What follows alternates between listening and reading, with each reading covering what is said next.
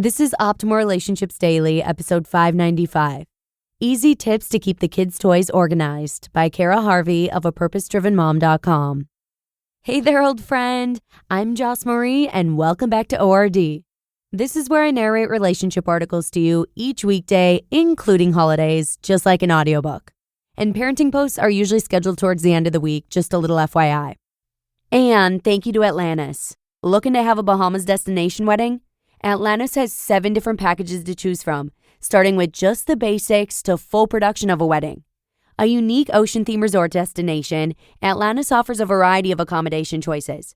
From the relaxed, tropical ambiance of the beach and coral hotels, the iconic Royal, the contemporary comfort of the Reef, to the sheer luxury of the all-suite style at the Cove. Check out atlantisbahamas.com to learn more, and make sure to mention Optimal Relationships Daily to receive the best room rates and up to 10% off your wedding package. That's atlantisbahamas.com and mention Optimal Relationships Daily. Now, today's article is by Cara Harvey, and if you're struggling with organizing your kids' toys, you'll probably enjoy this episode. So let's hear it and start optimizing your life. Easy Tips to Keep the Kids' Toys Organized by Cara Harvey of apurposedrivenmom.com. When I was pregnant and nesting, I spent hours organizing all the kids' stuff.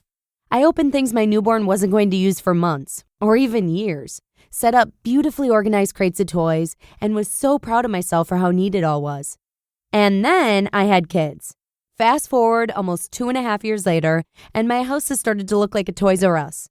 Rest in peace, Toys R Us. I'll always be a Toys R Us kid. With toys in every room, clutter everywhere, and I can't stop stepping on these dang Legos. After a late night rant of, I'm just going to throw it all away, I decided it was time to find some good organizational systems to declutter the mess and make it easier for the kids to play. With all the stuff everywhere, I realized that my kids couldn't even get to some of their toys and had forgotten about brand new things that they got. I drew a line in the sand with all the stuff and decided it was the perfect time to spring clean all the junk.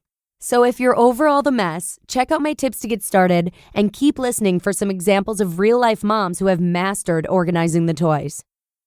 Number 1, get rid of things. The first thing I recommend doing is to start getting rid of things that your kids don't use, have outgrown, or are broken. Grab 2 boxes and your trash cans and pick one room to start with. You should have 1 box or bag for toys to donate or give to a friend who has kids younger than you, one that you can store stuff to sell on the Facebook Marketplace or at yard sales or consignment, and anything that's broke, just toss it right out. Sometimes we hold on to things because they have sentimental value, or honestly, because we feel guilty getting rid of things our kids have gotten as gifts. But let that guilt go. If your kid doesn't play with it, particularly because they've outgrown them, you don't need it taking up space in your home. Number 2, separate the toys. As you are going through and separating your toys into toss, sell, and donate, make a plan for what room you want to store which types of toys in. This makes it so much easier when you are putting things away to have them in one section of the house. For example, we are currently homeschooling some Tot School, so I try to keep anything that is more of a typical learning toy in our gym or office, where we have whiteboards, easels, and all of our craft stuff set up. I do not want Play-Doh and paint all over my house, so I keep it all in one space. I also try to keep more of the creative and imaginative toys in our playroom where the TV is. These are things like magnet tiles, puzzles, or her dollhouse. My hope is that she'll have more things that help her think in there, so she'll ask for the TV less. The kids' bedroom hosts all the random stuff, tons of blocks, and more quiet time toys for before nap in bed. Oh, and books are everywhere in this house. Seriously, I just found some in the bathroom because, potty training. Having themes for where you keep your toys helps make cleanup easier as well. If you come across something that you know goes in one room versus another, you can just grab it and bring it into that room whenever you go. I keep a few empty bins around our home just for this reason. We have a bin at the bottom of the stairs where I can toss things that belong up there, and whenever we head up to the bedrooms, I can just grab the bin and bring it up. Number 3, only keep a few things available at a time. One of the biggest struggles I found was that we just had too many toys out for play at a time. My 2.5-year-old would get bored with what she had and not have anything to play with. Once I started doing a toy rotation, it allowed all of her toys to feel new every single time. Now, the biggest struggle I have is when I bring toys downstairs for the baby, my daughter remembers them from when she was a baby and thinks they're all hers again. Toddlers. Every single month, I have a simple rotation where I bring the baskets that I've created from room to room. I am lucky to have some built-in shelves in our bedroom hidden behind a curtain, so I keep soft boxes in there filled with books, blocks, music toys, dolls, and so much more. When I do my rotation, I simply take the box of books from the bedroom to the playroom, the box in the playroom into the office, and the one from the office goes back to the storage spot. It takes me maybe 20 minutes one time a month and helps make things fresh again. Number 4, have them help.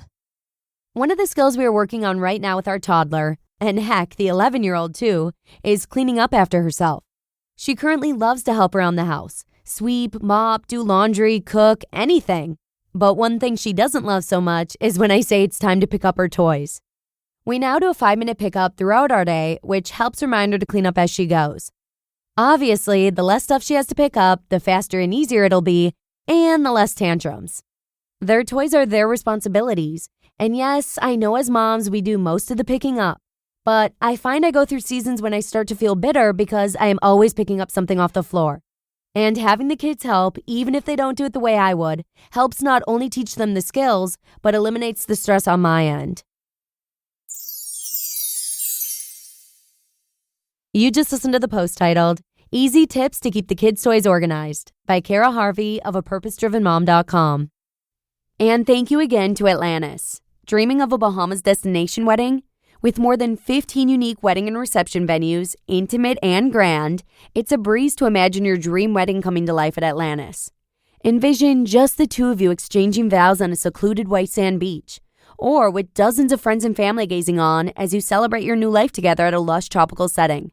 Whatever your vision, the team at Atlantis Paradise Island will turn your Bahamas wedding dream into a reality. There's something to do on property for the whole family, plus daily nonstop flights to the Bahamas from most major U.S. cities. Check out atlantisbahamas.com to learn more, and make sure to mention Optimal Relationships Daily to receive the best room rates and up to 10% off your wedding package. That's atlantisbahamas.com and mention Optimal Relationships Daily. A huge thank you to Cara. I'm loving these tips. So even if your home looks like a great big mess right now, I hope that Cara's post gives you some hope that a clean and decluttered home can be a reality. So with that, let's go ahead and wrap it on up. Thanks so much for joining me here. Have a fulfilling weekend, and I'll see you again back here on Monday, where your optimal life awaits.